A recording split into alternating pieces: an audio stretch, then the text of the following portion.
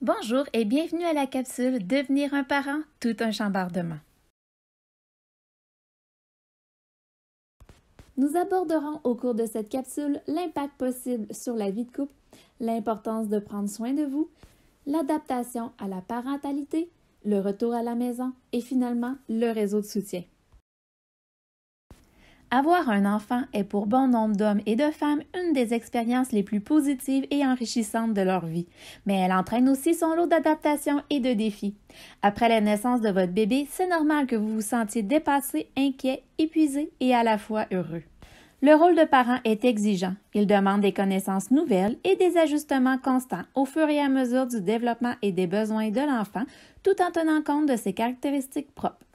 Vous passerez du statut de femme à celui de mère, du statut d'homme à celui de père et de l'état de couple à celui de famille. S'adapter à ces nouveaux rôles peut prendre 3 à 6 mois et parfois plus. S'occuper d'un bébé demande beaucoup d'attention, enlève du temps pour se reposer et amène les parents à modifier leurs habitudes. Cela aura inévitablement un impact sur leur vie de couple. Les études rapportent que les raisons les plus souvent invoquées pour expliquer la diminution de la satisfaction conjugale sont de la déception dans leurs attentes quant au partage des responsabilités parentales, la gestion des changements dans leur vie personnelle et professionnelle, un accroissement des conflits dans leur couple, moins d'activités réalisées avec leur partenaire ainsi qu'une baisse de l'intimité après la naissance de l'enfant et l'impression que leur partenaire ne respecte pas leurs compétences. Pour faciliter cette transition, il peut être utile de parler de vos attentes entre conjoints et à des amis qui ont des enfants, ou encore de réfléchir à des solutions pour les difficultés que vous prévoyez ou que vous vivez. Réfléchir à des solutions pour les difficultés que vous prévoyez ou que vous vivez.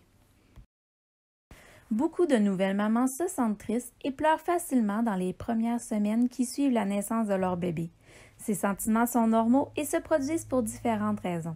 Des changements hormonaux, le manque de sommeil, une sensation de gêne physique découlant du travail et de l'accouchement, l'incertitude au sujet des soins à apporter au bébé, un stress supplémentaire dû aux nouvelles responsabilités de mère, le sentiment de vouloir tout faire à la fois, ainsi qu'un changement dans les rapports avec leur partenaire. 8 à 11 % des femmes vivront une dépression maternelle au cours de la grossesse et 6 à 12 % au cours de la première année postpartum. La dépression maternelle peut être déclenchée par plusieurs facteurs, l'histoire personnelle ou familiale, des événements stressants, un manque de soutien social et de la vulnérabilité socio-économique. Lors de la grossesse, elle a un impact sur la santé de l'enfant, car elle augmente les chances de prématurité et un faible poids à la naissance. En postpartum, la dépression maternelle aura des répercussions sur le bien-être de la famille, tels que des problèmes de couple, une rupture, sur la disponibilité affective de la mère et ses pratiques parentales et conséquemment sur le développement de l'enfant. La dépression périnatale des mères est un facteur de risque important pour la dépression périnatale des pères, jusqu'à 25 % des hommes dont la conjointe vit une dépression périnatale. Le pic des symptômes se situe entre 3 et 6 mois après la naissance.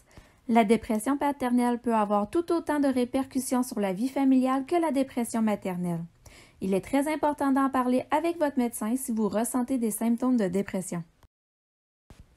L'engagement parental est favorisé par l'inclusion du père auprès de la mère dans le déroulement de l'accouchement.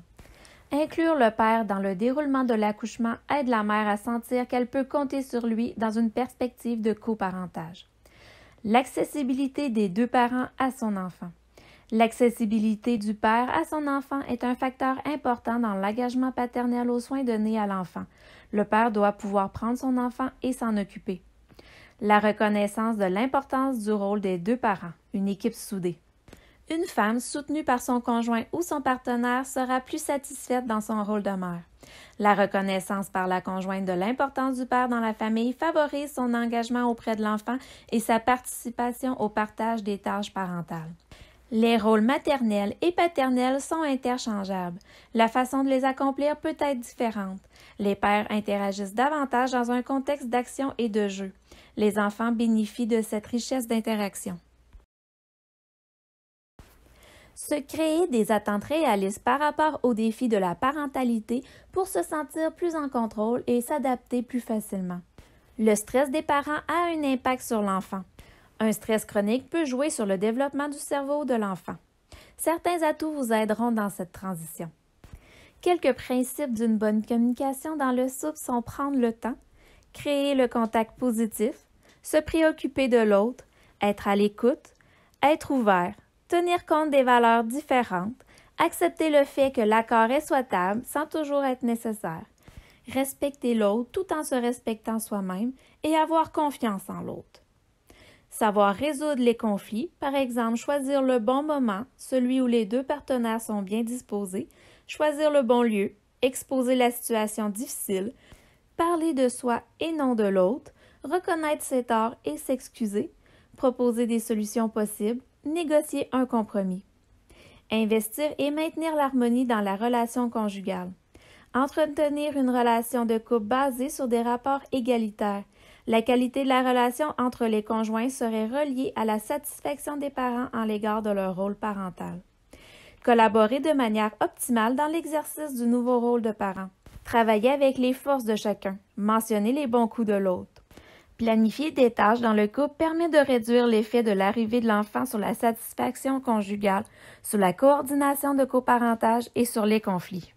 Se donner du temps. L'arrivée de bébé prend un certain temps d'adaptation. Comprendre l'importance de se réserver du temps pour soi, pour son couple, pour rire, se détendre et avoir du plaisir. Demandez de l'aide pour vous soutenir lors des premiers mois après la naissance de votre bébé. Posez beaucoup de questions sur les soins à apporter à votre nouveau-né lors de votre séjour en maternité. Cela vous sécurisera. Ayez des attentes réalistes en regard à votre propre sommeil. Dormir par période de 2 à 4 heures entraînera inévitablement de la fatigue. Dormez en même temps que bébé, même si vous avez l'impression de ne pas avoir sommeil afin d'avoir plus d'énergie quand bébé sera réveillé. Ne recevez pas trop de visiteurs et écourtez les visites, malgré la fierté de présenter votre bébé.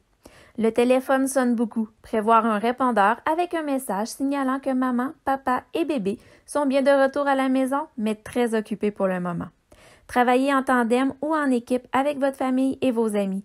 Entourez-vous de personnes positives, respectant vos choix, notamment en matière d'allaitement, et de personnes qui connaissent assez bien votre maison et vos habitudes.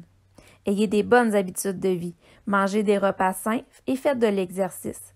Prévoir quelques réserves de repas avant l'accouchement. Prendre le temps de sortir de la maison. Vous promenez-vous à pied en mettant votre bébé dans sa poussette ou dans un porte-bébé.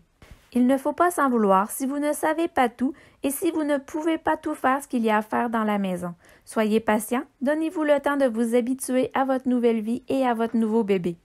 Oubliez le ménage, demandez aux membres de votre famille et à vos amis de vous aider à cuisiner et à faire le ménage. Et surtout, n'oubliez pas de rire. Le rire diminue le stress, stimule le système immunitaire, facilite le sommeil et redonne aussi de l'énergie.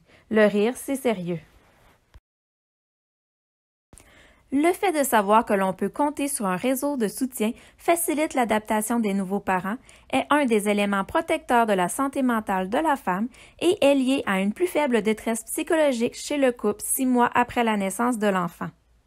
La communauté et le soutien social dont bénéficient les parents peuvent aussi jouer un rôle important dans l'apprentissage, le comportement et le bien-être de l'enfant au cours de la petite enfance. Le soutien social de la famille et de l'entourage peut faire contrepoids à des situations familiales difficiles ou stressantes. Le rôle de la famille et des amis est d'aider la mère et le père à s'occuper de bébé. L'entourage doit comprendre l'importance de prendre soin de la mère, aussi du père, afin de leur permettre de prendre soin de leur bébé. Les centres intégrés de santé et services sociaux offrent des suivis systémiques de la mère et du nouveau-né à domicile par des infirmières en périnatalité après l'accouchement. Pour les parents qui en ressentent le besoin, un suivi psychosocial pourrait aussi être offert afin de les aider à s'adapter à la parentalité. Pour toute question en lien avec le contenu des capsules prénatales, vous pouvez contacter les infirmières de périnatalité de votre région.